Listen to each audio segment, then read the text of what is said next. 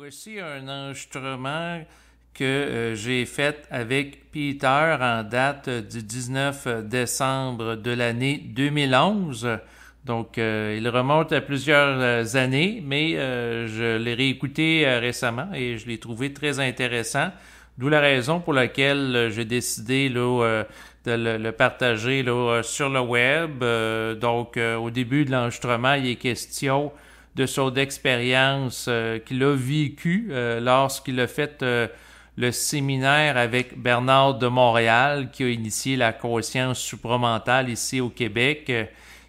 Par la suite, dans le reste de l'enregistrement, je discute avec lui de conscience et comme je trouvais que la vibration de l'ensemble de l'enregistrement était bonne, eh bien, c'est la raison pour laquelle j'ai décidé de vous partager cet enregistrement tiré de mes archives. Donc, présentement, je suis dans une période de ma vie où je revisite les archives que j'ai accumulées au fil des ans à l'égard des nombreuses entrevues que j'ai faites avec des invités. Lorsque j'ai fait cette entrevue avec Peter, j'utilisais alors le pseudonyme de Déo de Québec j'étais sur la station de diffusion web de radio H2O, alors que présentement, c'est plus le cas aujourd'hui, dans le sens que avant, j'avais été aussi sur Tactical FM, alors qu'aujourd'hui, non, j'œuvre vraiment sur YouTube, sans être rattaché à une station de diffusion web. Donc, le contexte a changé et sur ces considérations, je vous dis bonne écoute. Au revoir. Bonjour, chers auditeurs et auditrices, et bienvenue à présent à une capsule hors série qui va être effectuée en compagnie de Peter, qui est avec moi pour la première fois à cette émission du Monde selon Néo de Québec, qui a été un séminariste pendant plusieurs années de Bernard de Montréal. Alors, bonsoir, Peter. Bonsoir, Néo.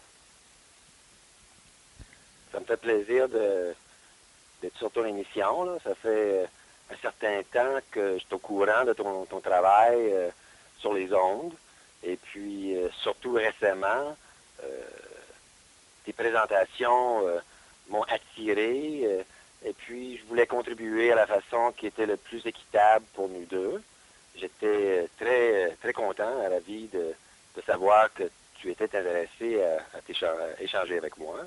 Et puis, ça me ferait plaisir de répondre à tes questions par rapport à qu'est-ce que c'est qu'un séminariste, qu'est-ce que ça mange en hiver, puis tout le reste de la tralala qu'on ne prend pas au sérieux, mais qu'on peut traiter de la façon qui nous convient. Exactement. Peut-être d'entrée de jeu, parler un petit peu de votre cheminement personnel qui vous a amené à s'intéresser à la conscience supramentale, puis à vivre le séminaire, entre autres, là. Ah, d'accord. Totale inadvertance.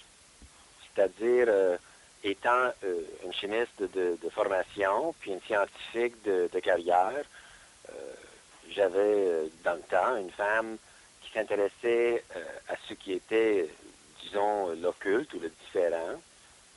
Elle est rentrée chez les scientologues, ce dont je me suis organisé pour la sortir de là. À un moment donné, elle s'est intéressée à des extraterrestres et par le biais de notre ami Richard Glenn sur le CF Câble TV sur la rive sud, parmi certaines de ses rubriques sur les extraterrestres, il s'est présenté un certain Bernard de Montréal à un moment donné, puis ma femme a accroché là-dessus. Elle m'a traîné à un couple de ses conférences avec Glenn, de Bernard de Montréal, ce dont j'étais suffisamment allumé pour dormir à travers et même de ronfler à un tel point qu'elle a eu besoin de me donner un shot là, pour dire arrête de dormir. Puis elle a fait son séminaire, elle, et puis j'étais de l'opinion, ben Gabin là, encore une autre fois, et j'ai dit, qu'est-ce que ça va me prendre pour te défaire de celui-là aussi? Puis elle m'a dit, je te demande rien qu'une affaire. Fais ton séminaire, puis tu me diras si ça vaut la peine ou non. Et il faut réalisé que dans ce temps-là, 400 $ pour un séminaire, c'était du cash en 84. Puis, une fin de semaine totale. Et puis, je me suis inscrit. Il n'y avait pas eu de problème. J'ai été accepté. Je suis allé dans le but de démasquer Bernard de Montréal comme étant un charlatan, un démagogue, puis une personne qui était meneur de culte. Et puis, disons que j'ai tenu cette position-là jusqu'à peu près 2 heures dans le séminaire, dans lequel, pour moi, j'ai eu une réveil, j'ai eu pour manque d'un meilleur terme, une épiphanie. Je me suis ouvert aux possibilités qu'auparavant, je n'avais aucune connaissance. Et puis, à partir de ce moment-là, j'étais embarqué sur un voyage qui m'a amené loin, qui m'a permis de toucher au fond de moi-même, et aussi qui m'a amené ici aujourd'hui là, pour te parler de qu'est-ce que c'est mon expérience, pas en tant que séminariste, autant que quelqu'un qui vit le supramental, la conscience supramentale, et tout ce que ça implique et son importance dans ma vie, et également la possibilité que nous autres, on pourrait partager là-dessus, on pourrait échanger là-dessus, et on pourrait bénéficier davantage de notre entretien. C'est ça qui m'importe. Oui, exactement. Pour en revenir au séminaire, c'est quoi l'élément qui a enclenché à l'intérieur de vous le déclic, comme on dit? Je te dirais que, étant donné que j'étais là pour trouver le défaut, le monsieur en question s'est présenté devant où ce que j'étais assis, puis il m'a regardé dans les blancs des yeux, puis il a dit tout simplement, vous savez que ce que vous avez dans votre tête à l'heure actuelle, c'est pas toi. Puis je partais pour répondre que, mais de quoi tu parles? Puis tout d'un coup, c'est comme, je te l'expliquerais comme, le dessus de mon cerveau s'est fait exposer. Un rayon ou une luminosité apparut dedans. J'ai vu clairement que c'était justement pas moi qui étais en train de traiter avec la situation, que ce que j'avais l'intention de lui dire était un coup monté, une présentation d'ailleurs dans ma tête, puis c'était pas moi. Je peux te le dire que ça m'a bouleversé. Et pour te le dire, l'expérience des 2 jours qui ont suivi pour terminer le séminaire, c'était une épopée. C'était vraiment une expérience loin et très loin de tout autre que j'ai vécu avant ça dans ma vie et depuis ce temps-là également. Donc, autrement dit, c'est une expérience que vous avez vécue d'une manière pratique à l'effet que c'est pas vous qui pense. Exactement. Que les pensées viennent d'ailleurs. Et pour vous dire, là, en tant que scientifique, en tant qu'intellectuel, en tant qu'une personne rationnelle, j'en avais des conversations dans ma tête. J'en avais des délibérations. Là, je préparais mes coups d'avance. Puis comme la plupart du monde, OK, je suis en train de te parler. Puis dans ton inconscience, tu n'es pas en train de recevoir la vibration que je t'envoie. Tu es en train de calculer qu'est-ce que je vais dire à ce gars-là. C'est quoi la prochaine chose que je devrais dire? Pourquoi il dit ça? Puis qu'est-ce que je peux faire avec? Ah, là, c'est une conversation interne qui se fait. C'est pas une conversation, c'est une réflexion. Puis une réflexion, comme toute forme d'énergie, c'est c'est pas une origine, c'est pas une originale, c'est pas une réalité, c'est une illusion. Comme un miroir, c'est une chose que tu vois là qui n'est pas ce que c'est réellement. Et puis, je dois vous avouer que dans la période où j'étais activement un séminariste, qui a duré de 84 à 91 à peu près, avant que j'ai eu raison de partir et faire autre chose dans ma vie, on est allé loin. Okay? On était des personnes organisées totalement différemment de tout bout de la terre, ou presque, du Québec, bien entendu, pour la plupart. On se rencontrait régulièrement, on partageait des aspects de nos vies, on soupait ensemble, surtout dans le but de promouvoir notre conscientisation comme telle. Et c'est pas peu dire parce que l'incompréhension était grande. Notre désir d'avancer était encore plus grand. Et puis, l'utilité de ça donnait qu'on n'avançait pas, mais on souffrait en Christ. C'était le mot à le dire. Parce que quand tu n'avances pas, tu réussis pas. Puis quand tu réussis pas, là, qu'est-ce que tu fais? Puis ça a pris du temps avant que la lumière fait son travail, que ça m'éveille aux possibilités. Puis à travers les expériences de la vie, que je me rends compte que, OK, il y a d'autres choses, ça c'est sûr. Mais le désir de vouloir avancer, ça n'est pas une. C'est totalement inutile, ça ne sert à rien, puis ça ne m'avance pas. Et c'est à travers ces expériences-là et les affaires subséquentes qui n'étaient pas reliées du tout avec le supramental, mais étaient intimement reliées avec ma condition humaine, puis mon expérience planétaire, qui m'a permis d'ailleurs, ou d'abord constater mon état, et d'ailleurs de faire l'étude à travers mes échanges avec d'autres personnes, de quoi il s'agissait. Puis une fois que tu es rendu à ce point-là, tu n'es pas loin de la réalisation que, je ne suis pas ce que je pensais que j'étais, mais je suis ce que je réalisais qu'en réalité, ce que je suis. Puis ça, c'est moi-même. Ça, c'est l'expression de mon esprit à travers ma matérialité. Et puis, contaminé, entendu bien, là, par l'ego que j'ai, puis le bagage mémoriel que j'ai, comme on a tous. Et puis, le but de l'exercice, c'est de se rendre compte de ça, puis de le placer convenablement, de l'éclaircir, de l'épurer, de le placer pour que ça me serve et que ça arrête de me desservir. Puis ça, c'est la clé là, dans tout ça. Là. Servir et non pas être desservi. Ouais, ben, pour sortir entre autres du rôle de victime que l'être humain peut vivre dans son inconscience quand il est assujetti à l'ego, au désir.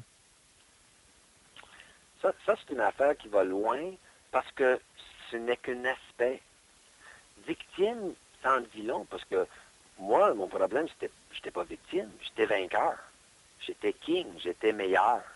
J'étais, tu le demanderais à des personnes qui me connaissaient dans ce temps-là, encore plus que maintenant, espérons, j'étais fraîchiant, j'étais Joe connaissant, j'étais meilleur que tous les autres, puis prêt à le prouver, puis intéressé à le prouver. Puis à un moment donné, là, ça passe plus, là. C'est pas ça qui est l'important, que je sois en compétition puis en comparaison avec les autres. De réaliser qu'on est soi-même, qu'on est ce qu'on est, puis que le but de l'exercice, c'est de promouvoir cet aspect de soi-même et d'être capable de transiger avec. Ça nous permet d'avancer dans le dossier, ça nous permet de se surpasser dans ce qui en est de notre condition actuelle. Oui, puis pour y arriver, justement, à transiger avec cet aspect de soi-même, la conscience. Ben ça, là, tu parles, il n'y a pas de technique, il n'y a pas de méthode, mais il y en a des outils. Puis par outil, je fais référence à la parole. Une parole qui s'ajuste avec le temps et avec l'emploi, et surtout le moyen de servir de cette parole-là, qui est l'échange. Et là, je ne parle pas de interchange, de communication comme telle. C'est pas important que je pourrais te dire que la Terre tourne autour du Soleil à une certaine vitesse. C'est une information. C'est peut-être pratique si j'ai un vaisseau spatial qui a besoin de faire un tour dans le cosmos. Mais c'est pas important, ça.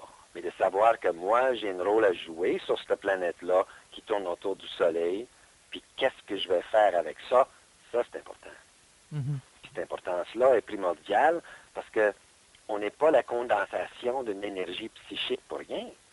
On a un but dans le processus, dans l'exercice de notre présence ici. Et le but de notre présence, c'est d'effectuer les changements qui sont nécessaires.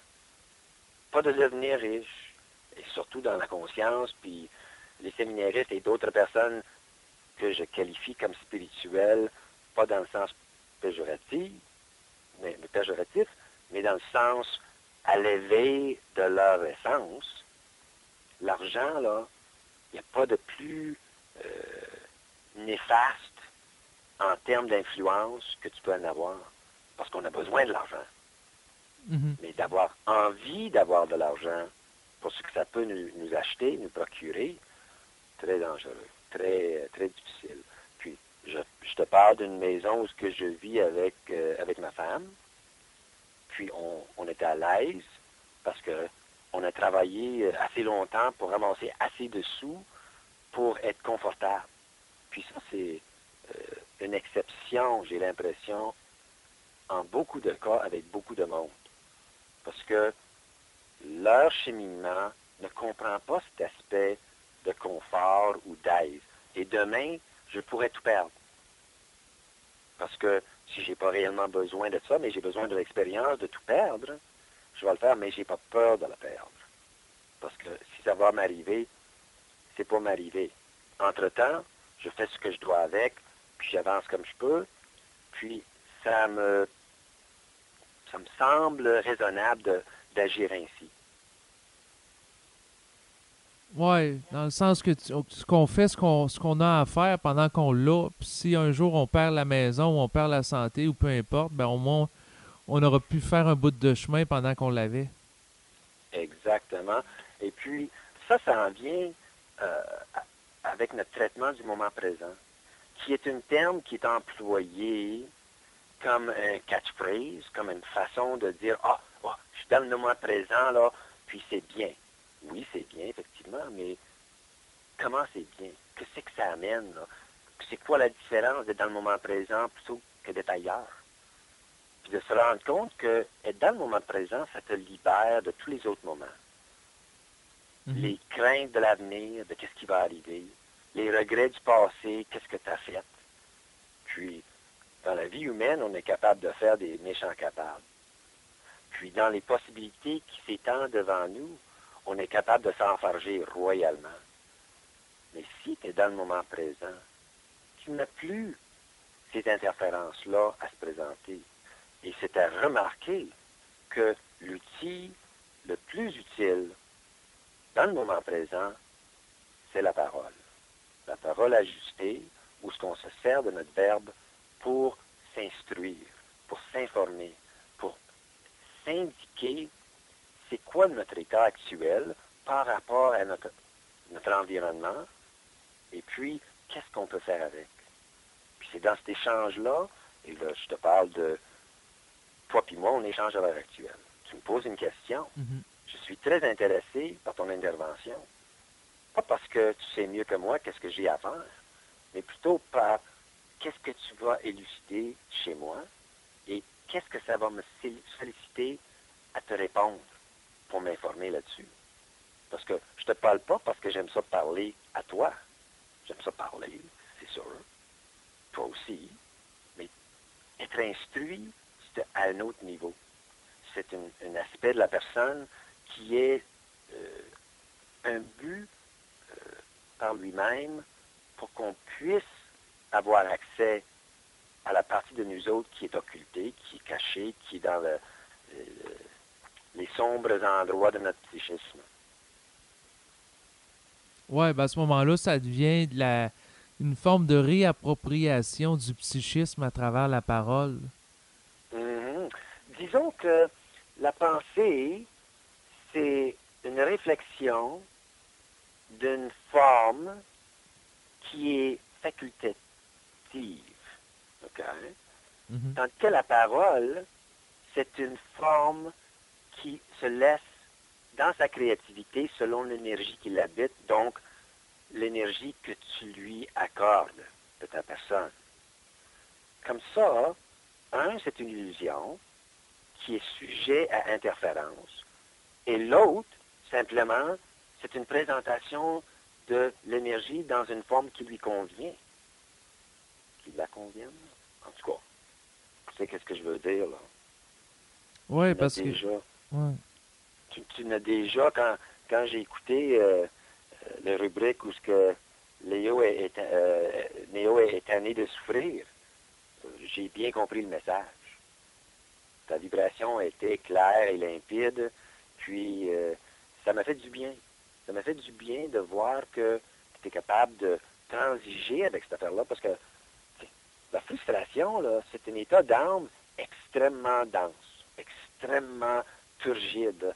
Ça ne bouge pas, là, ça fige tout. Et tout ce que ça fait, c'est que ça te fait tourner tes roues dans le vide, là, puis tu n'avances pas. Mhm. Et c'est une forme de souffrance aussi. Tu es tanné de souffrir. Ben, être tanné, c'est une souffrance. Donc, c'est comme, tu as une double dose de souffrance. C'est pas drôle.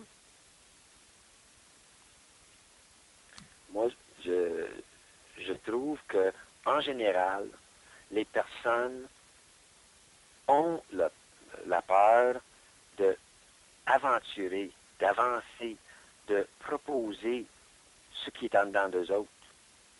Et pas parce que c'est mauvais ou c'est pas possible, mais parce qu'ils ont peur de s'exposer. Et c'est pas eux qui ont peur d'être exposés. C'est les aspects sournois, c'est des aspects retardataires d'eux-mêmes qui luttent contre cette exposition-là. Et communément, si vous êtes en mesure de faire quelque chose, tu devrais le faire. Si tu n'es pas pour le faire encore, c'est normal que tu sois retardé dans ton mouvement. Donc, on a une situation à différencier entre quand est-ce que le timing est bon et quand est-ce que je suis retardé ou interféré avec mon mouvement. Et pour nous autres, en général, ça veut dire quand est-ce que je suis bien. Ah, quand je suis bien, le bien-être que je peux en avoir à travers mon existence, c'est une bonne indication que les corps sont balancés, l'énergie coule de source et les affaires avancent convenablement. Mhm. Pas besoin de sortir des théories sur l'origine des mondes ou comment est-ce que le psychisme humain fonctionne. Pas nécessaire du tout. Quand tu es bien et tu le sais. Quand tu es mal en point, c'est là où ce que tu poses la question, ah, qu'est-ce qui m'arrive? Je devrais être, c'est naturel que je sois bien, que je sois à l'aise, que je sois dans mon énergie et que je sois capable de m'en servir. Donc, c'est pas normal que ça soit autrement. Et c'est là où que la parole devient ton arme de préférence pour lutter, pour faire cette guerre-là contre l'obscurité qui peut résider dans nous autres. Oui, ben la parole, autrement dit, ça revient à dire que la parole permet de mettre au grand jour toute l'astralité de la conscience qui est encore présente en nous. Exactement. Et puis, cette astralité-là, on riait de ça entre nous autres quand on sortait des conférences ou des journées intensives avec Bernard. C'était comme si on faisait le petit signe avec les mains comme blablabla. Bla, bla, puis c'était, tu sais, l'astral est mauvais, puis l'esprit est bon, puis bon, on a appris la leçon pour la énième fois encore. Mais l'important dans tout ça, c'est que c'est toujours la même affaire, mais ça se présente de façon individualisée pour tout le monde. Tout le monde est différent. Donc, tu en as une panoplie d'options et de possibilités. Moi, je ne peux pas te dire, Léo, mange une crotte de fromage, puis ça va te faire du bien. Et puis, l'autre, là, ben, mange une crotte de fromage, puis ça va te faire du bien. Ben, peut-être l'autre, là, il ne veut pas une crotte de fromage. Il veut une chip. C'est ça qui ça lui prend. Ah, mais l'aspect commun de ça, c'est si ces deux personnes-là, ils ont faim, ben, qu'ils mangent quelque chose. Puis s'ils mangent quelque chose qu'ils ont besoin de manger, ça va leur faire du bien. Ah. Donc, le principe, c'est parler et vous allez vous instruire. Une fois instruit, vous seriez en mesure d'agir en conséquence. Avoir peur, de faire une de ces actions-là te met en subjugation à un aspect de toi qui te retarde dans ton cheminement. Laisse jamais ça arriver. Et c'est très pernicieux, puis c'est très insidieux, parce que c'est toujours de même. Toujours une bonne raison pour ne pas dire ce que tu as à dire, pour ne pas parler à quelqu'un, de ne pas l'écouter et s'ouvrir à ce qu'il a à te contribuer, puis de retourner la faveur, puis partager sur ce plan-là, cette énergie-là, et puis là, tu n'es pas plus avancé que tu étais. Oui, ben c'est ça. C'est souvent que les gens se font prendre par la force d'inertie, puis moi-même aussi, je m'inclus là-dedans, parce que je constate qu'il y a beaucoup de gens qui commencent à la sentir ou à la percevoir, la vibration, mais très peu vont agir dessus. C'est ça le problème. Mhm. Ouais. Ouais, le senti, c'est le terme vibration, Ouais. c'est une référence très spécifique. Et puis, on considère comme communément que toute cette énergie, même la matière est de l'énergie, parce que c'est la fameuse équation d'Einstein et tout ça. Donc, si on considère que tout est une manifestation de l'énergie prend la forme qu'elle habite, ça c'est sûr, mais l'énergie de par elle-même doit en avoir une nature, doit en avoir une présence. Puis là, on considère que cette présence-là est vibratoire, vibrant. Elle bouge, elle est capable d'engendrer le mouvement, elle est capable d'être créative. Mhm. Donc, si on traite ça de même, on dit, OK, donc la vibration, c'est en réalité l'énergie qui m'habite. Donc, si je suis capable de transmettre une vibration, ça veut dire que j'exprime l'énergie qui m'habite. Maintenant, il y en a bien du monde que il prend un coup, ils sont frustrés, fâchés, puis tabassent quelqu'un parce que c'est des bagarreurs. Est-ce qu'eux autres sont en train de transmettre leur vibration? Ben, je te dirais, ils sont en train de se mettre dans la merde. Et puis, à cause de ça, oh, c'est pas intelligent. Et si on considère que amener son bien, augmenter le bien-être, s'exprimer d'une façon qui éclaircit puis qui enlève la lourdeur de nos charges quelconques, ça c'est intelligent aussi. Donc quand tu fais un acte qui n'est pas intelligent, tu subis les contre-coups, les conséquences. Quand vous faites une action qui est intelligente, vous en bénéficiez. Très clair, très simple, pas compliqué. C'est pas compliqué, mais c'est... C'est pas toujours facile, mais c'est ouais, toujours faisable. oui. Mais parce que pour vivre constamment en fonction de la vibration, faudrait quasiment être des robots, tu sais, sans aucune Oh. émotionnalité. Ça, c'est une affaire que j'ai écrite à une certaine mesure, puis c'est très important à spécifier pour moi. OK?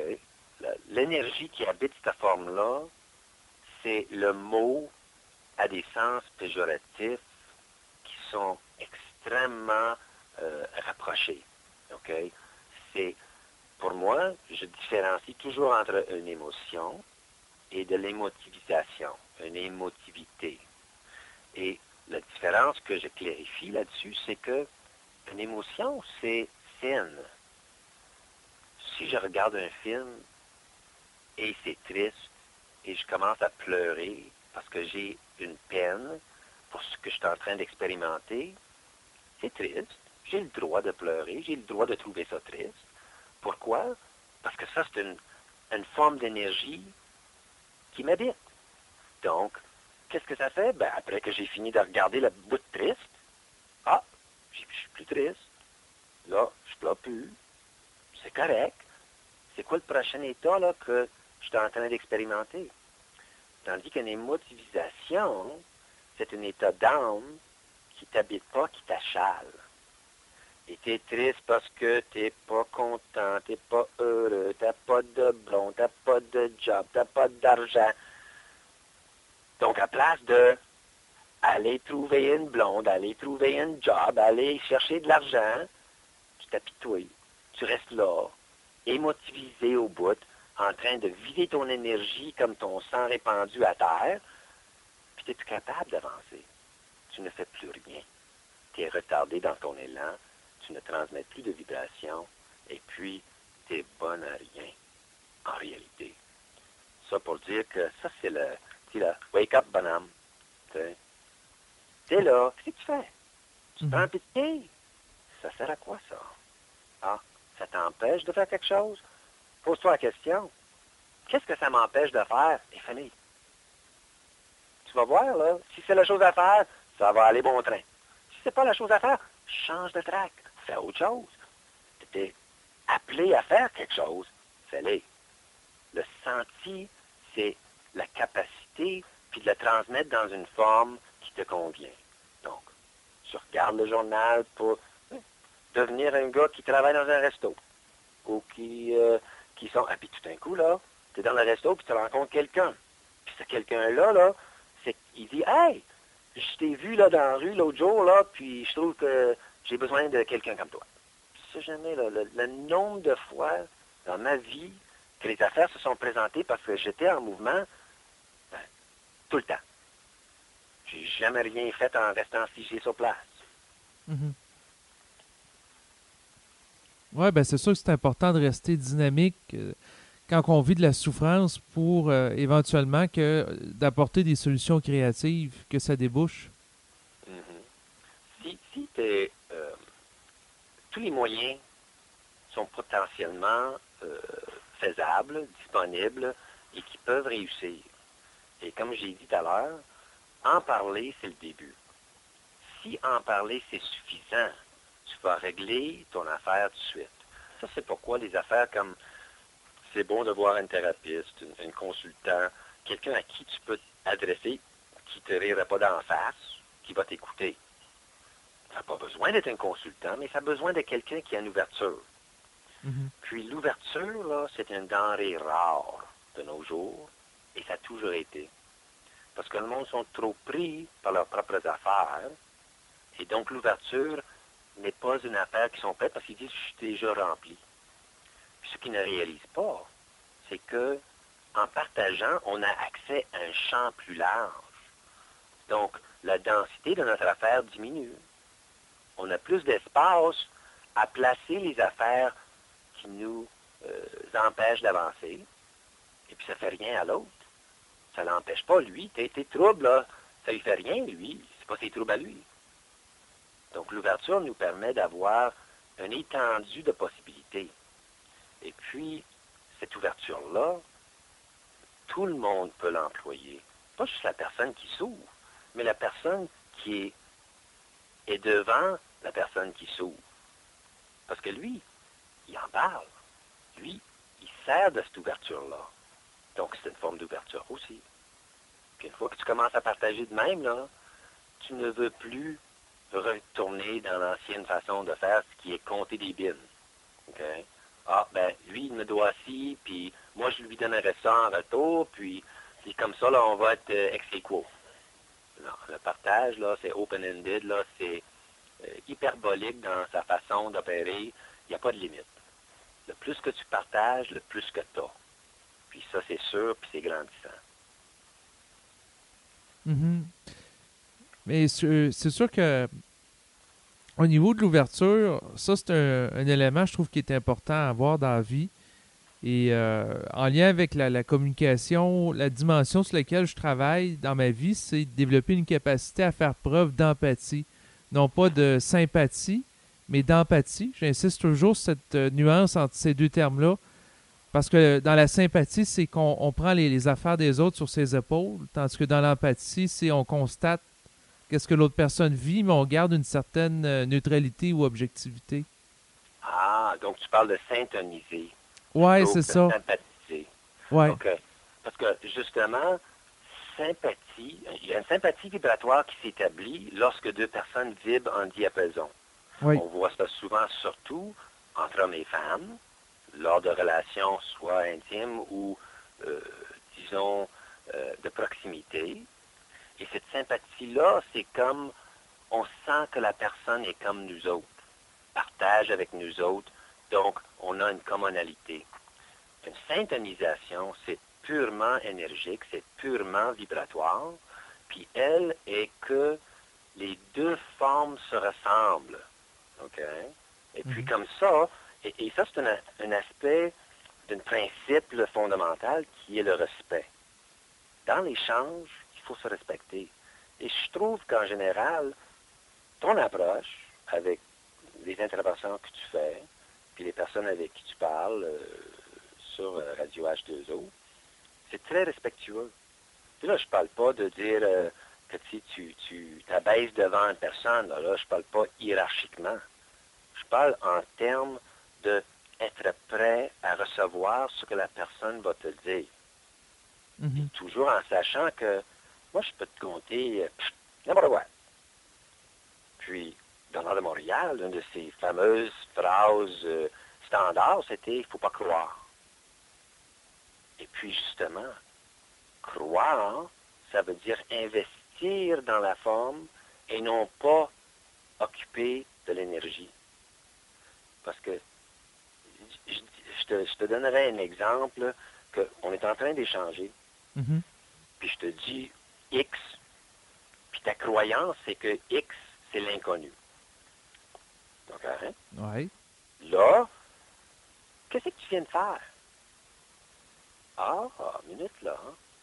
À place de me dire qu'est-ce que X c'est pour toi, hein, tu viens d'assumer la forme que X est pour moi.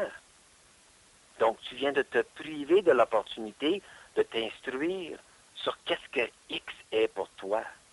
Et tu viens de me priver la possibilité de savoir qu'est-ce que X veut dire pour toi.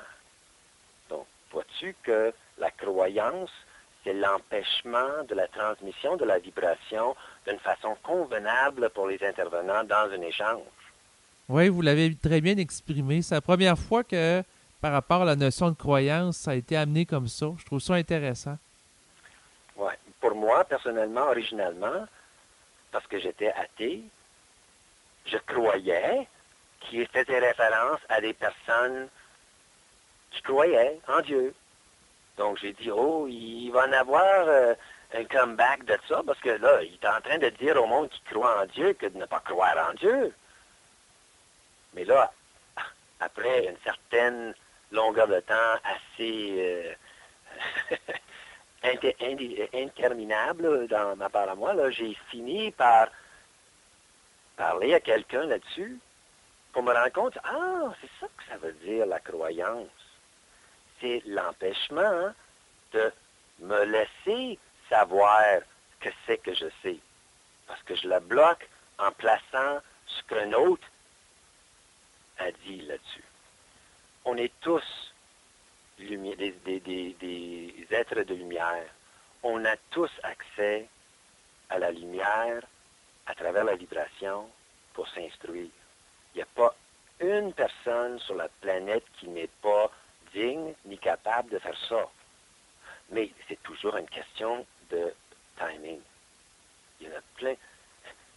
Il n'y a pas personne là qui vient de venir au monde dans le Soudan, dans le Darfour, qui va conscientiser demain. Par contre, si, par hasard, parce qu'on sait qu'il y a toujours des affaires par hasard, une convoi UN arrive en Darfour, puis, il y a une madame qui trouve un orphelin, puis elle le ramasse, puis la madame est québécoise, puis là, elle rapporte ce petit enfant noir de Darfour au Québec. Puis 20 ans plus tard, cet enfant-là, il est conscient. Par hasard. Donc, tu ne peux pas te limiter jamais. Tu t'ouvres et à travers cette ouverture-là, tu te donnes accès à tout ce qui existe, toutes les possibilités. Puis c'est très important de ne pas se limiter dans la manière qu'on se présente. Et cette présentation-là est toujours mieux servie par la parole que d'autres choses. Oui, dans la mesure que la parole permet d'exprimer la dimension illimitée de notre être. Oui, et ça c'est la vibration, toujours.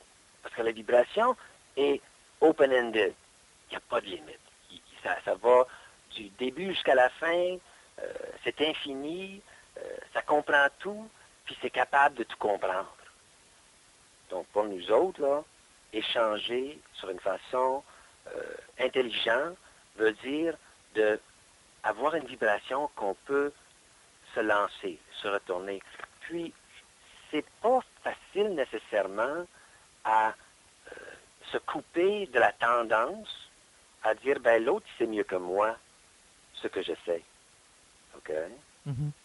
Parce que en s'informant à mesure, là, on réalise que, ben, là, je suis en train de savoir ce que j'ai besoin de savoir au moment que je le dis. Je suis dans le moment présent et je suis en train de m'instruire, de m'informer de ce que j'ai besoin de savoir. Et l'autre me permet de le faire. Mais l'autre ne m'instruit pas. Il n'y a personne qui va t'instruire sur ton affaire. Seul toi est en mesure de le faire parce que c'est seul toi qui sais pour toi. Ouais, ça c'est important que ça soit dit parce que je trouve que c'est un des éléments qui permet aux êtres humains d'être autonomes dans leur démarche puis de se libérer de la croyance en des maîtres, en des gourous, en des sectes. Absolument. Il n'y a pas de plus important que ça. La conscience est individualisée. C'est pour ça. Les principes sont tous pareils. Si les principes sont pareils, c'est comme si tu me dis comment faire marcher ton console, je suis capable de parler, je suis capable de tourner un piton. Ah, je suis capable de faire ta job. Mhm. Donc, on est pareil. C'est pas mieux que moi. Que je ne suis pas là, ça, c'est juste un add-on. C'est juste que moi, je suis ici, puis toi, tu es là. Mais l'échange qu'on crée entre nous autres me permet d'avoir accès à ce que tu sais à travers ta parole et que moi, je m'informe en même temps que toi, tu bénéficies de ce que je peux te le dire par rapport à des affaires que je sais. Exactement. Dans le fond, cette conversation-là, en bout de piste, c'est juste un prétexte pour entrer davantage en contact avec soi-même. Justement. Et puis, dans notre cheminement, et tu as parlé, voilà une minute, d'un terme extrêmement important, puis j'essaie de revenir dans le temps pour... oh mon Dieu, là. En tout cas, ça va me revenir peut-être tantôt. Puis, dans l'échange, on doit toujours en avoir une présence. OK? Mhm. La présence, c'est la capacité de participer ouvertement et activement, sans jugement. Donc, si tu veux décortiquer ce que la personne dit, si tu veux trouver un défaut dans ce qu'il dit, si tu veux prouver ta supériorité de ce qu'il est, justement, tu n'es pas présent, tu es ailleurs. Tu es dans la même place que tes pensées, ailleurs, tout ce qui vient. Tandis que si tu es présent, c'est pas que tu es absent dans le sens tu n'es pas en train d'absorber ce qu'il te dit. Tu es en phase neutre, tu es en mode réception, et puis tout ce qu'il est en train de faire, c'est de t'amener sur le taux vibratoire que lui, il a, pour que tu puisses en bénéficier, que tu puisses rentrer en résonance, et que tu puisses monter cette vibration-là pour que lui en bénéficie de ta contribution. Puis c'est cet aspect de l'échange qui est critique, parce que lorsqu'on est seul, on n'est pas intelligent. Et ça ne veut pas dire qu'on ne peut pas connaître des affaires tout seul. Ça veut dire que c'est à travers de cette ouverture-là qu'on est capable de se permettre à l'autre de nous montrer qu'est-ce qu'on sait, de la manière qui nous le retourne, sans les interférences et les parasites qui nous habitent. Et ça, c'est un aspect de l'instruction de Bernard de Montréal qui est toujours légèrement confondu avec le fait que, on doit travailler sur soi-même, la croissance personnelle, je suis capable de me battre jusqu'au temps que j'arrête de saigner. C'est un non-sens. Mhm. Ce qu'on fait dans ce temps-là, c'est on rentre dans un échange avec quelqu'un, puis j'ai donné un exemple préalablement de cette conversation-là, où ce que je vous envoie de l'eau de ma source. Et toi, tu te poses la question, ce gars-là, pourquoi il est en train de m'envoyer du jus de tomate? Puis là, tu me retournes du limonade. Puis je dis, regarde ce gars-là, je lui ai envoyé de l'eau, puis il me retourne du limonade. C'est quoi cette affaire-là? Puis là, je dis, ben, le citron, là, ça vient de lui, là. Je connais pas ça, moi. Mais ce qui me retourne, c'est pas ce que je lui ai envoyé. Ah, la différence, c'est ce que moi j'ai ajouté. Le superflu, le non nécessaire, le parasitage et le retardement que moi j'ai qui m'habite, qui me retarde dans mon processus. Puis c'est à travers cet échange-là que tu commences à transiger sur la matière, le nucléaire de ce qui est énergique en soi. Et tu vois, hey, ben si j'enlève le superflu, qu'est-ce qui reste? Ah, c'est de l'eau. Puis là, on échange cette énergie pure là, qui nous permet d'aller plus loin, qui nous ravitaille, qui nous rafraîchit, qui nous donne l'opportunité de ne pas s'assécher. Oui, ben c'est une belle image que vous donnez, étant donné que vous êtes actuellement sur la station radio h2o.ca, où ce que C'est une adon! ouais, c'est ça, c'est l'eau, l'image de la station, fait que... Exactement, puis c'est très bien parce que justement, le H2O...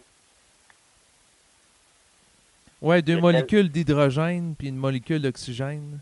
Exactement, puis ils sont en fusion, une forme de fusion, que ensemble, c'est comme... est-ce que vous vous rappelez de votre chimie d'école secondaire? Oh, ça fait trop Pas, longtemps. là, pas trop, là. Non, ça fait trop longtemps.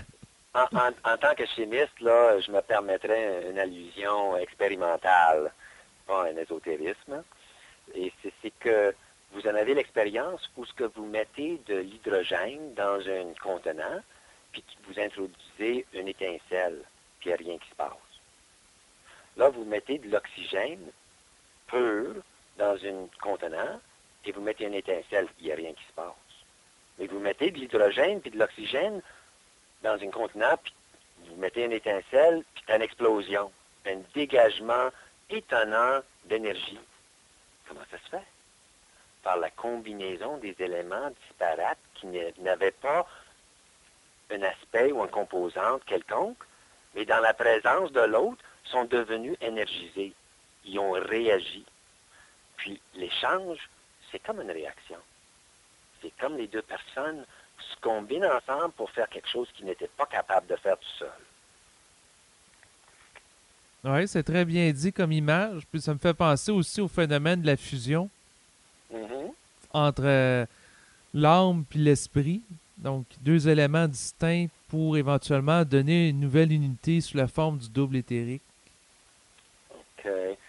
Ça, c'est une partie de l'instruction qui est pas personnalisée dans le sens que individualisée. C'est un principe que, d'après ce que j'ai pu constater et ce que j'ai reçu comme information, c'est que, semble-t-il, que l'âme est le moteur qui fait fonctionner le corps, l'être.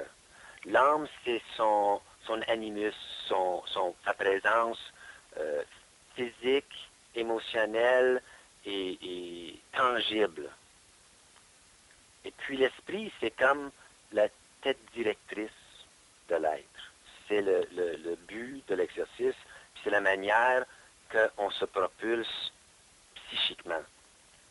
Puis, à l'intérieur de ça, on a une composante qui représente l'esprit dans la matière. Puis ça, c'est l'ego. Mais cette composante-là, il joue quel rôle? Bien, pour moi, c'était toujours très clair que l'ego, c'est une collimateur, c'est une lentille qui dirige et focus l'énergie de l'esprit, renforcée par la présence de l'âme, pour accomplir des actions dans le matériel. Parce que l'esprit est impuissant dans le matériel. Tandis que l'ego, rattaché au physique comme il est très puissant. Mais il a besoin de direction. Le problème, c'est que l'âme est habitée par l'expérience planétaire qui se sert d'instructions fondamentales pour l'être. Les mémoires de son carnet de bord, son livret d'instructions de qu'est-ce qui ne marche pas dans la baraque, qu'est-ce qu'on a besoin de réparer, qu'est-ce qu'on a besoin de clarifier, qu'est-ce qu'on a besoin de s'en débarrasser dans le sens que servir et non pas être desservi par. Puis dans ce temps-là, l'ego, il y a une faculté que vous allez certainement apprécier, comme une goutte d'eau. La radio H2O, il y a une goutte d'eau dans son logo. Oui. Qu'est-ce qu'une goutte d'eau a comme propriété intéressante? Ah, ça peut réfléchir la lumière. OK? Une lentille, c'est pareil. Puis, la réflexion, il s'agit, qu'est-ce qui est réfléchi dans l'ego? D'ailleurs, l'esprit envoie des instructions de l'énergie psychique à l'ego. Donc, si tu regardes un objet qui fait effet miroir, qui réfléchit, qu'est-ce que vous voyez dans cet appareil-là? Une réflexion de toi-même. Donc, l'ego semble en avoir le visage de l'esprit sur lui. C'est pas surprenant qu'il se prend pour l'esprit. C'est pas surprenant qu'il se prend pour le boss. C'est pas surprenant qu'il croit que c'est lui qui pense. Parce qu'il dit, regarde-moi, il y a une image de moi sur moi-même. Puis l'âme est présent parce que lui, il affecte le rayonnement, parce que lui, il doit transiger avec la transmission de l'énergie à travers les corps subtils de l'âme. Donc, qu'est-ce que ça nécessite? En tant que progression, ça nécessite un appareil qui est en santé, ça nécessite un fonctionnement global qui n'est pas empiétiné par d'autres choses, qui n'est pas empêché de fonctionner. Donc l'esprit veut que l'ego s'en occupe de mettre la machine en marche. Et l'âme, c'est le moteur de la machine. Puis l'ego, c'est comme le volant. Puis ça me fait faire une référence comme l'ego, c'est l'instrument de l'esprit. Donc, lorsque vous écrivez un texte, est-ce que vous vous en voulez au stylo quand vous n'aimez pas votre texte? Pas du tout. Est-ce que vous vous en voulez à votre main pour avoir dirigé le stylo dans son écriture?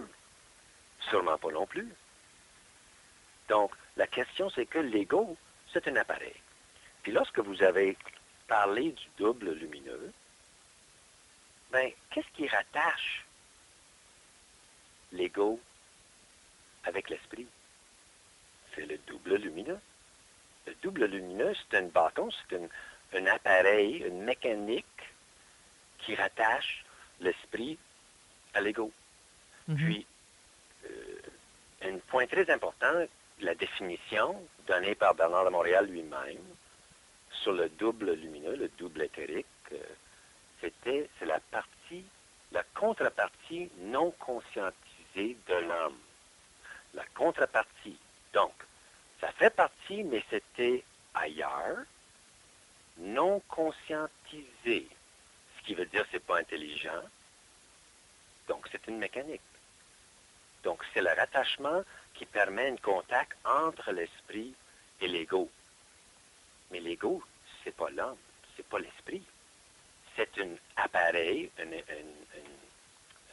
un mécanisme, un instrument que l'esprit se sert d'eux pour faire un travail quelconque.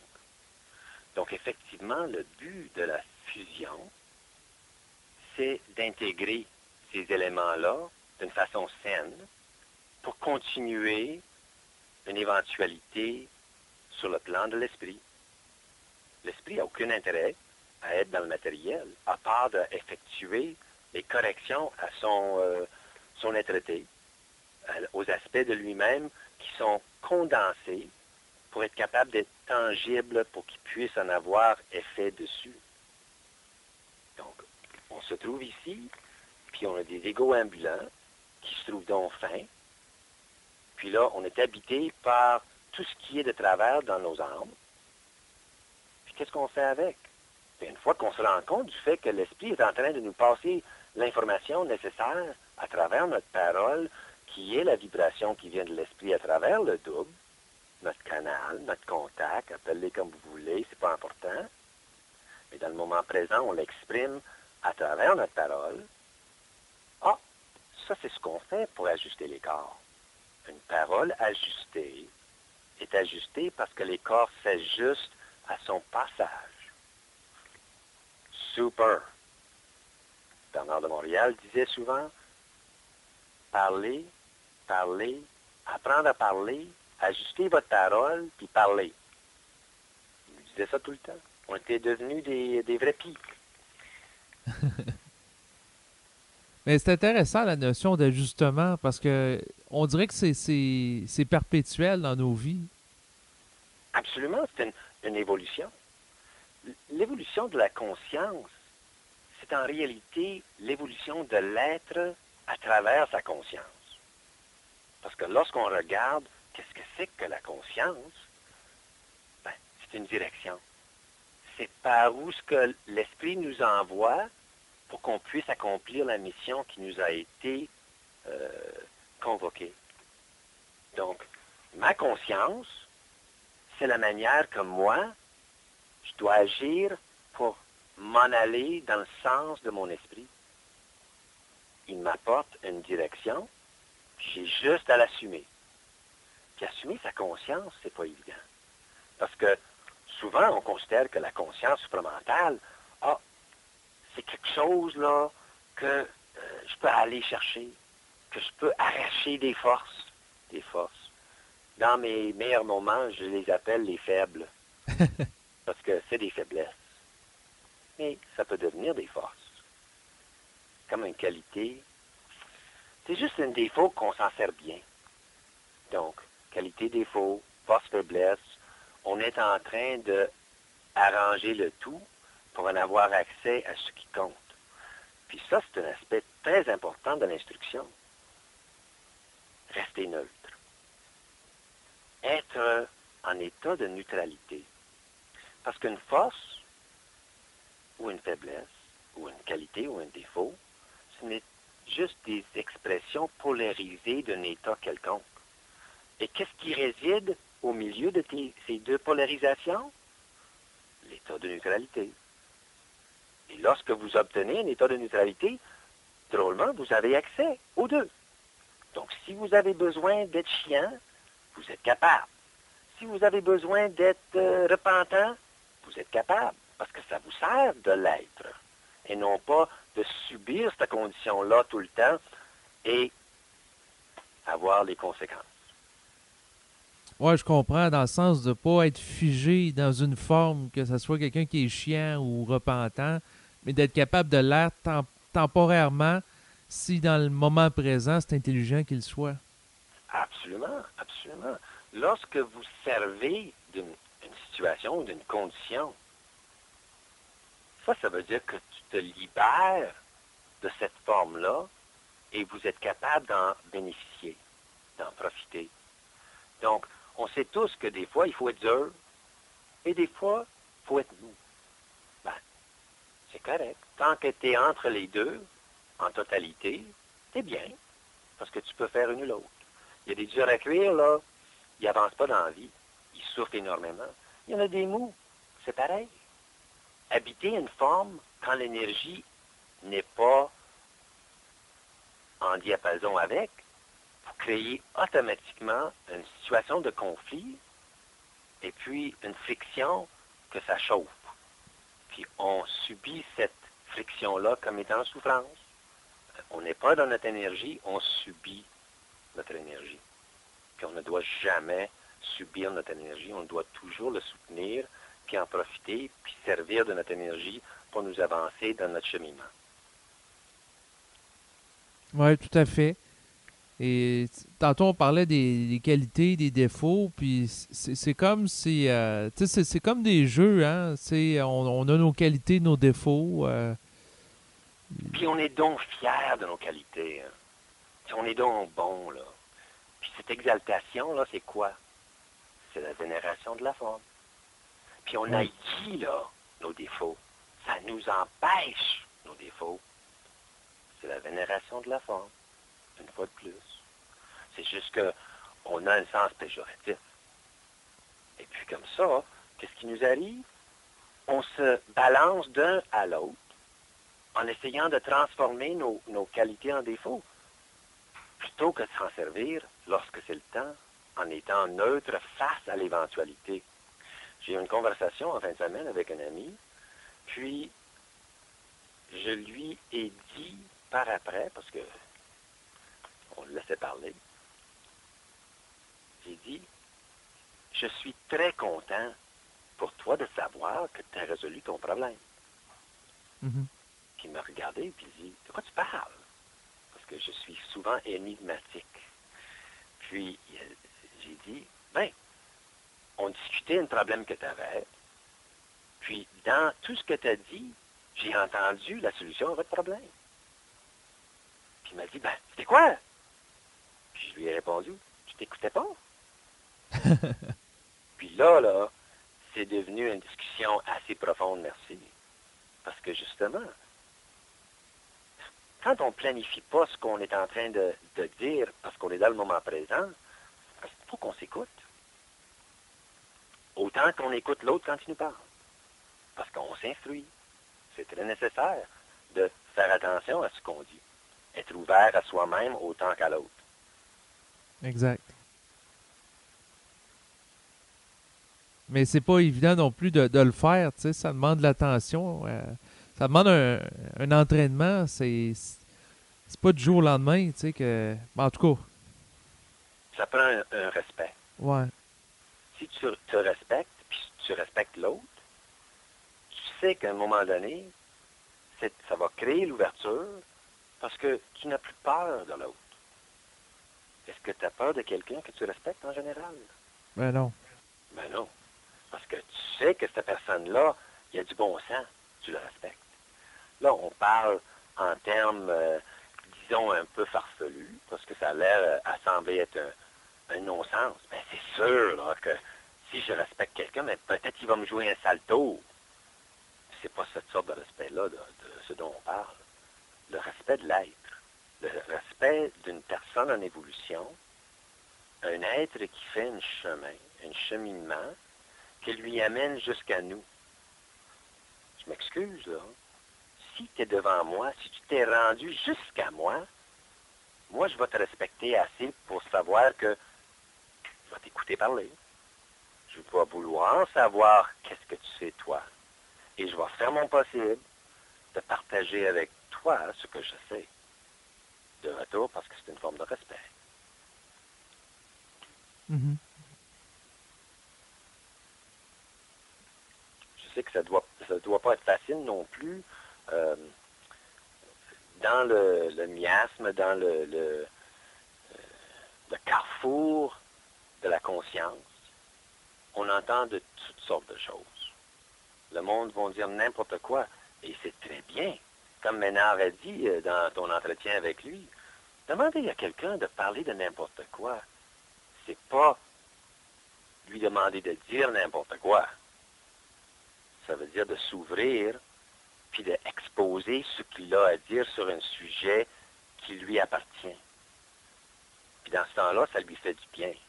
Puis ça te fait du bien aussi, parce que tu le respectes, et il retourne la faveur en faisant ce que tu lui as demandé. Donc, à travers toutes les expositions que les personnes peuvent faire, même des personnes qu'on va mépriser, même des personnes qu'on va trouver qui sont déplacées, c'est pas grave.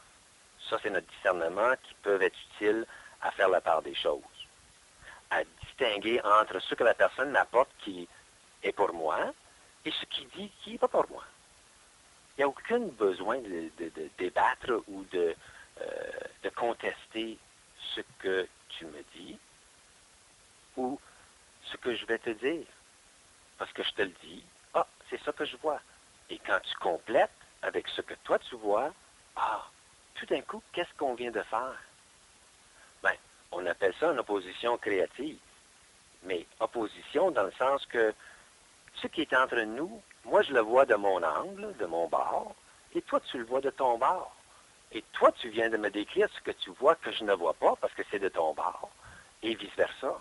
Donc on vient de faire le tour de l'affaire en l'exposant. Et quand tu fais ça, ça donne une vision de 360. Tu vois l'entièreté de l'affaire. Puis ça, c'est pourquoi, hein? D'abord, on n'est pas intelligent seul, entre autres.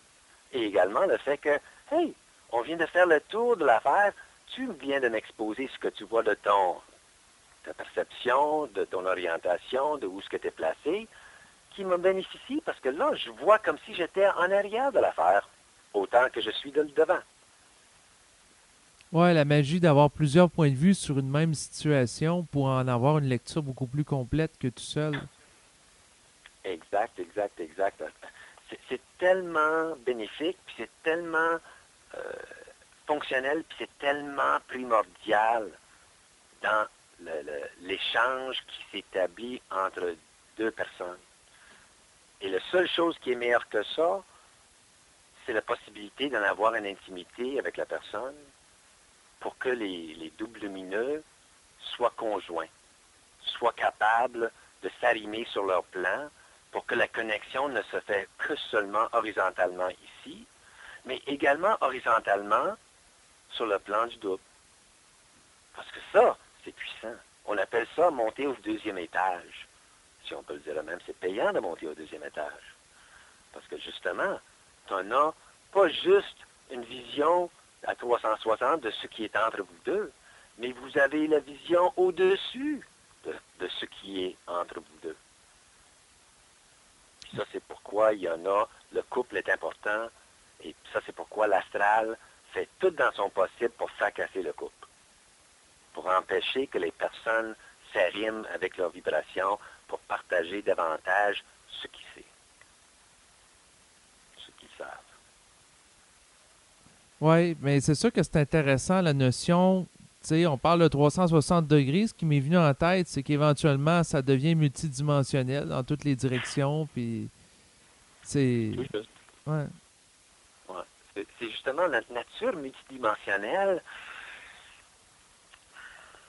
On a eu une discussion, un échange par rapport à la nature de l'âme, son contenu et notre capacité de l'explorer.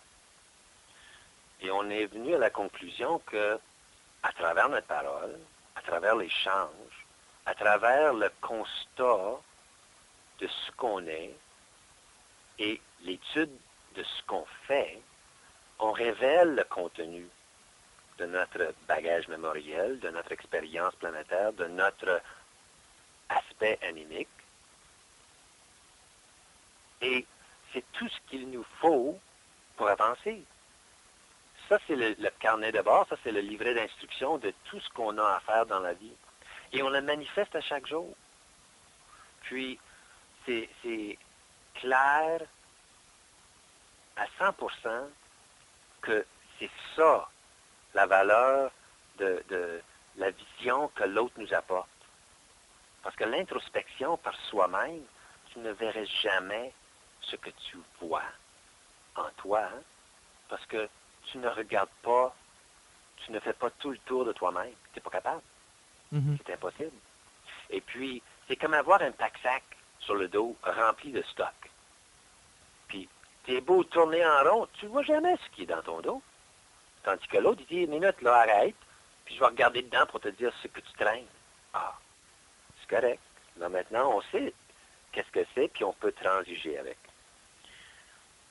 Ouais, je comprends ce que vous voulez dire. C'est ça que l'autre peut nous servir de lumière ou de lanterne pour éclairer nos zones d'ombre. Mhm. Effectivement, cet aspect, on parlait de réflexion tout à l'heure, être réfléchi, puis le dicton qui est l'autre est mon miroir ou sert de miroir, j'aime beaucoup plus que tu l'as exprimé comme lanterne ou comme phare, comme illumination sur nous-mêmes. Mais c'est sa vision qui compte, pas juste son illumination. OK? Parce que sa vision vient de sa perception, et puis en plus son expression qui nous le transmet. Puis ça, c'est sur un niveau. Sur l'autre niveau, ben ça c'est quand on monte au deuxième étage, quand l'énergie, le taux vibratoire accède où ce que la multidimensionnalité rentre en ligne de compte et on a une vision totale. Pas juste à 360, mais de haut en bas. Ouais, dans le sens que la vision est plus limitée au niveau de l'ego, mais là, on a accès directement à l'esprit, à la source. Mhm. Oui, justement, cette notion-là, euh, que l'esprit en nous est capable de s'exprimer à travers nous, c'est très fondamental. Parce que c'est ça qui est en train de faire. L'esprit, c'est juste nous sur un autre plan. OK? Puis on est pas téléguidé, on est comme... euh, on se fait envoyer une lettre, puis on ne sait pas lire, puis on ne sait même pas que c'est une lettre, puis on ne sait pas comment ouvrir la lettre. Mais à travers l'expérience de la vie, on apprend, ah, c'est ça une lettre. Ah, c'est comme ça que ça s'ouvre. Ah, puis il y a des écritures dessus, puis je dois les lire, puis je finis par savoir c'est quoi ça veut dire, cette missive-là, cette communication. Puis à la mesure que ça se transmet par la parole. Il n'y a pas d'autre moyen d'aller chercher ça. C'est disponible. Et c'est pour ça que l'homme, en tant qu'animal, a eu la formation des centres psychiques qui ont donné une forme physique qui était capable de former la vibration de façon sonore à travers son palais, puis sa bouche, puis blablabla, pour qu'on en arrive à concrétiser la vibration. OK? L'instruction, c'est vibratoire, toujours. J'étais curieux de savoir si vous aviez vu le film Dune. Absolument. Puis, Et j'ai lu les livres aussi. OK, bon, parce que c'est ça, moi, j'ai pas eu la chance de lire les livres, là, mais dans le film, ce qu'on nous présentait, c'était le pouvoir de la vibration de la parole qui s'exprimait à travers, bon, c'est de la science-fiction, mais il y avait une capacité à travers le héros du film qui, à travers une espèce d'appareil là, futuriste, d'amplifier la vibration pour détruire, par exemple, un bloc très, très massif, très rigide, très solide, ou des ennemis aussi, avec le pouvoir de la parole. D'accord. Et puis, justement, il y en a beaucoup d'aspects à ça, à plusieurs niveaux. Tu sais très bien, un général ou un corporal ou un sergent a juste à dire le mot « attaque », puis il peut détruire son ennemi. Pourtant, ce n'est pas une action, c'est une instruction. Par contre, on sait que la résonance, c'est une force. Si vous êtes au courant ou vous connaissez Nikola Tesla? Oui. OK. Nikola Tesla, dans la fin des années 1800, se promenait dans la ville de New York avec un petit appareil que c'était pas une métronome, vous connaissez, là, mais un petit appareil qui vibrait. Puis, ce qui l'intéressait, dans sa façon, je dirais peut-être un petit peu hurlu-burlu, c'était, il regardait les formes en construction, puis il essayait de déterminer s'il y avait une vibration résonante pour la structure en question. Puis avec son petit appareil qui posait sur un bim d'acier, qui vibrait, qui faisait toc, toc, toc, toc, toc, toc, toc, ça faisait tellement vibrer le bâtiment que les travailleurs dessous ne pouvaient pas rester dedans. Puis c'est un appareil qui était tenu dans sa main. Pourtant, c'était un bâtiment là, qui était une gratte-ciel. Puis ça, c'est la sorte de choses que ça nous fascine peut-être, ou ça nous éblouit. Mais la résonance, c'est une fonction de l'énergie qui est dynamique, comme un dynamo. C'est capable d'augmenter la force juste à travers la répétition. Un petit peu pourquoi je dirais que les personnes croient que répéter des mots, comme un mantra, peut avoir du pouvoir. Il y a toujours du pouvoir. Il a le pouvoir qu'on l'accorde, mais elle n'a pas de puissance. Okay? La puissance étant la force en action. Et la force en action, c'est jamais une croyance. C'est toujours su. Ouais, c'est intéressant ce que vous dites parce que avant d'amener la nuance, c'était sur quoi la puissance. J'avais cette question-là dans la tête au même moment. Comment que vous définissez la puissance par rapport à la croyance? Justement, notre existence est une existence de retardement. Toute notre historique est basée sur les personnes qui se sont fait empêcher d'une manière quelconque. Et cet empêchement, c'est l'exerce du pouvoir, la domination, l'hiérarchisation de l'énergie. Et je vous dis très sincèrement que dans ce qui est l'horizontalisation de notre énergie, il ne peut pas avoir de domination parce qu'il n'y a pas de hiérarchie. Il n'y a pas de un par-dessus l'autre. C'est simplement un état qui est partagé entre personnes. Donc, ce qui arrive dans ce temps-là, c'est que la puissance est engendrée par la contiguïté des personnes en proximité. C'est comme la différence, pour moi en anglais, la différence entre knowledge puis knowing. Connaissance et savoir. Knowledge changes everything. Knowing changes everyone. La connaissance, c'est des affaires. Mais le savoir, c'est la capacité de transiger avec l'énergie de la forme et non pas être englobé par la forme. Oui, c'est intéressant. Le temps file, va falloir penser à compléter l'entrevue. Pas de problème. Fait que, ben écoutez, ça a été un plaisir pour moi de discuter avec vous. Et puis, dans le fond, est-ce que vous aviez quelque chose à annoncer en terminant? En fin de compte, dans la rubrique de Radio H2O, je ne suis pas encore en communication avec Q3, qui est responsable, mais il a proposé la possibilité de passer des annonces pour la compagnie que ma femme et moi ont débuté très récemment. Ça fait 5 ans quand même déjà, mais c'est des produits naturels, soins pour la peau, des crèmes et des lotions qui sont faits entièrement naturels, de plantes. Il n'y a aucun produit chimique, il n'y a aucun synthétique, il n'y a aucun pétrole ou dérivé de pétrole dedans. C'est des produits qui sont faits en petits batchs à main, ici à notre domicile, où on a un petit laboratoire en bas. Quand on est scientifique et chimiste, on aime ça être dans le laboratoire. Et puis, ma femme étant infirmière et avoir suivi des cours en naturopathie puis en herbologie, en tout cas, comment est-ce que les affaires naturelles sont employables à place des affaires synthétiques pour guérir. Et puis, nos produits sont sur notre site web. C'est commandable en tout temps. Et nos produits sont ajustables aux besoins de la personne en plusieurs cas. Et puis toujours personnalisables. C'est-à-dire que Néo, si tu veux avoir une crème qui va guérir l'eczéma que vous en avez à cause du stress que vous vivez, vous en auriez une commande de crème à eczéma de divine douceur pour Néo. Et puis, ça vous parviendrait par après à un prix très modique. Et puis, c'est très efficace. Et la seule autre chose que je mentionnerai également pour vos auditeurs, c'est ma présence et la présence de plusieurs autres personnes qui sont très similaires à moi au site du Conseil supramental ou le Conseil mondial de la conscience supramentale.